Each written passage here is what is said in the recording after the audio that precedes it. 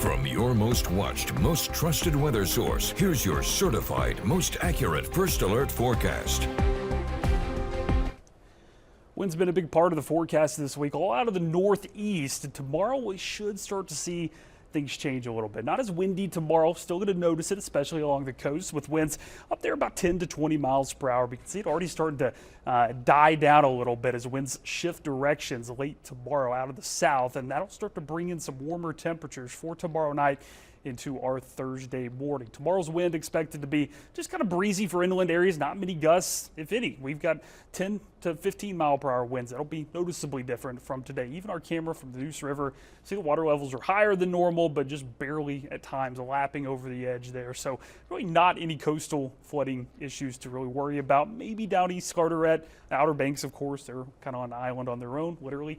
And we continue to kind of see that all that wind from the northeast just kind of pushing water around a little bit. So minor issues, nuisance issues, but things that just happen when we live on the coast, when we have windy conditions. Rain continues as well, a little bit of clearing back off to the north and west, and some of that may drift in a little bit more. So I don't think rain will be around all night, but I do think rain chances will still be around when you wake up in the morning and throughout the day tomorrow. But rainfall so far has been very beneficial, really helpful with the dry conditions, though Duplin, Pender, portions of Onslow really could use some more rain. We're not done yet. The coastal low is not going to hang around. This storm system in the middle part of the country will kind of come in and help us out a little bit and maybe clear things out just in time for the weekend, just time for Halloween as well. Staying windy and wet tonight, temperatures mainly in the 50s, some temperatures near 60 as you head down towards the coast, and that's going to be important for tomorrow night. But tonight, tomorrow, we just expect more showers, more rain. This is what radar could look like as you head out in the door. Temperatures haven't even changed that much, though it's much warmer out on Hatteras compared to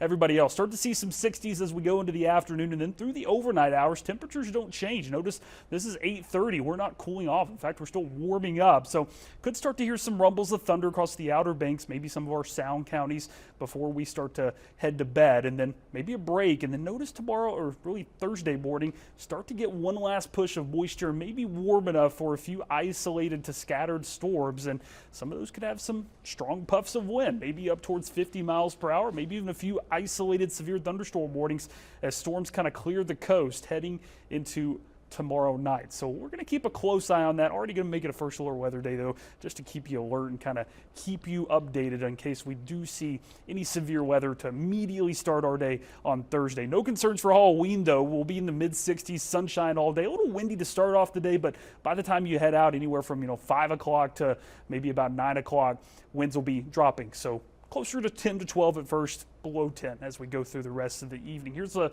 latest look at Melissa, back up to Category 4. Was a 3 as it came off of Jamaica.